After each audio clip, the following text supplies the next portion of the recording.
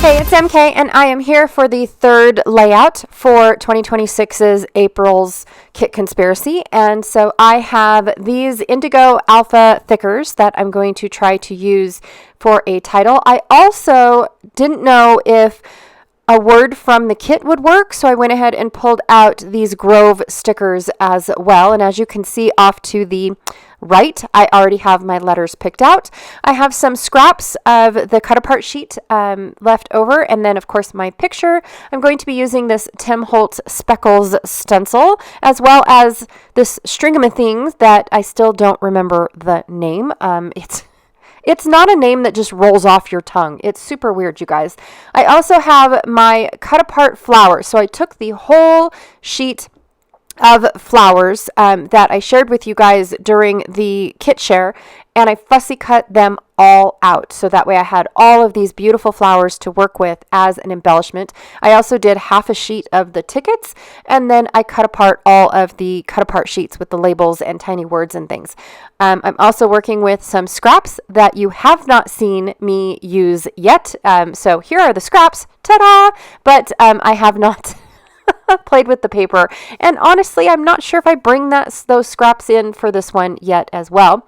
I love this plaid, you guys. It is my favorite piece of paper in this collection. So I'm going to use my tearing ruler and see what I can do with it. I might use both sides. I'm not really sure because I do have that other plaid, but I don't know if plaid on plaid would look good. So we'll see what I can do. All right, so I'm going to start off with tearing off a piece just randomly. I didn't even check to see the size or anything. I'm just going to randomly tear it off. And then I did decide to use the other side of this paper because of the fact that I didn't think that plaid on plaid would look good. So I'm going to have this reads as a solid mint color be my separator between the plaids, and I think I just need the ripped piece. I'm not really sure if I need a plaid on the other side of my strips that I'm doing here. Okay, so I decided also that I want my picture to be in square form. So I'm going to go ahead and just trim that up really quickly. Now this is a cute little plaque that I went to a pinners conference with my good best friend, Janae, and we ran into this booth. Okay, I get super excited when I see crafty booths at these events, because then it just speaks to me and says, hey, I'm over here. And this lady was super crafty. She had all these cool little tools to help you make pom-poms or help you make those really cool loopy flowers that I've seen made out of yarn. Okay, so it was all stitching and all sewing type of craft, but it's still a cool little craft, right? And you know me, I love stitching. Well, she had these little wood boards with all the states on them. Granted, we were in Idaho, and she only had Idaho available for sale, so you had to order your state from her, because I would have assumed the same thing, that everybody going would be from Idaho, and then I would be selling Idaho items, right? That made sense. Well, the thing about how she had Nevada was Nevada's boring, super boring, right? It has one little corner up there on the left, and then a squiggly line way down at the bottom. Other than that, it's a rectangle. It's boring. I'm not as boring as Utah. No offense, Utah, but Utah's a very boring state too. But why would you put the flower on the most interesting part of the state? Like, I wouldn't have put the flowers up at the top of Utah, where that's the only mark that shows, hey, I'm Utah, right? Same with Wyoming. I think, no, Colorado. Colorado is just a giant square as well, I believe. Maybe Wyoming is too. I don't remember. I'm so sorry, you guys. Those are so boring. But then again, if you guys like straight lines, those are the perfect states, right? Okay, so I had asked for them to move the flowers to my side of the state, so that way I could kind of maybe add a little heart or something over on that side to show that I live over there. I don't live in Reno, and I don't live in Vegas. I live over there, where apparently the rest of the state doesn't exist, because Vegas and Reno are the only spots people know about with good reason, right? Okay, so they weren't sure if they could do it, so they took my concept home and was going to get back to me. And lo and behold, they were able to do it and said, hey, we did that. It's going to look like this.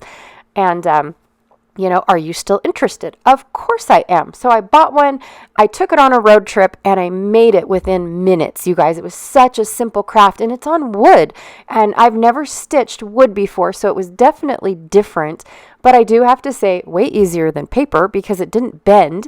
And I could find my holes because I could see right through it. It was so super cool and fun to do this project. And so, of course, I'm sharing it, and that's why it's sitting in my lap, because I just finished it in the car, miles from where we were headed. Like, I expected it to be uber longer, like take a lot longer than what it did. But I'm super happy with it. I'm super happy that they were able to put it on, my side of the state and adjust it just for me. I really like it, and you can still tell it's Nevada, whereas before, the way that they had the flowers, I didn't think that you could tell it was Nevada, because if you turned it, it could have been the other, Colorado, because of the square, right? Or the other square states. If you turned it the right way, it could have been any other state. Because they took the interesting part out. Anyways, so that's just me. I'm so picky, you guys. I should have just bought it the way that it was, but no, I can't do that. I just couldn't do it. All right, so now that I've got all my layout together, basically what I did was I laid out all of my strips. I outlined them like I always do right before I stencil, and I do that so that way my stencil is where I want it to be instead of under too far or over too far. I just take those few extra minutes and trace out where I want roughly all my things to be, so that way I don't have to re-stencil after I realize I'm covering the whole thing up. It's just an extra step that saves me a little bit of time and possibly an error trying to stencil on top of all that hard work, right? So it's just a little thing that I like to do. And then I went ahead and I added more of that twiny, stringy thingy stuff. I don't know what it's called, you guys. I really need to look up that the name of that good stuff, because it really makes this collection pop. I really feel like it goes with this collection, and it's giving me a little bit of interest in this collection without taking away from the elements I'm adding, right? I just really feel like it's helping my flowers pop, and I don't have to use any foam to help my flowers pop. And then, of course, my, I don't know. It just helps fill in the blanks, basically. I really love this stuff. Really, really love it. Okay, so I'm going to go ahead and build my clusters or embellishments at an angle to go along with my stenciling. So I've got my cool little splatter stencil going up into the left and then down into the right. So that's the direction that all of my embellishments are going to go. And then my title's actually going to sit over on the left. That's why I positioned my blah, blah, blah, my picture over on the right. So I did find a word home that I liked a lot better than the home from the Grove Alpha, because to me, it's roughly the same font. It's just a little bit bigger than my Indigo Alphas. And when I like to put a title together, I do like mismatched words. I like a scripty word that, usually I lean towards the scripty word that I want to stick out the most, like the word home. I wanted home to be a little bit bigger, but this is okay. And then I wanted the word home to be scripty, so that way that's the first word people read, right? And then, of course, home means Nevada, which is our song. I don't know if you guys know the song, but yes, we have a song called Home Means Nevada, and I just thought that this was absolutely perfect. I was born and raised right here in this same town in a hospital that no longer exists. It's pretty sad. They tore the hospital down, which I thought, and we all thought, they were going to keep the building and just add it to the high school.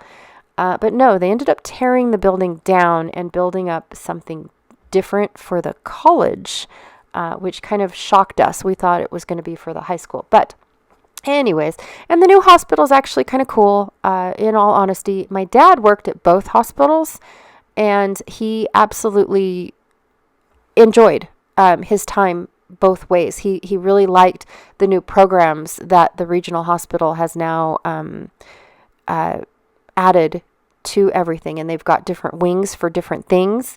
Um, and that's exactly what he says too. They're just different wings for different things, and all of your medical needs basically, instead of where you had the general hospital and it legit was just a general hospital, and 9 times out of 10 you had to either go to Reno or Salt Lake to get what you needed. And now we've got all different kinds of things at the hospital. So anyways, that's roughly what it was. But yes, I born and raised in kind of, I spent my summers in Kansas.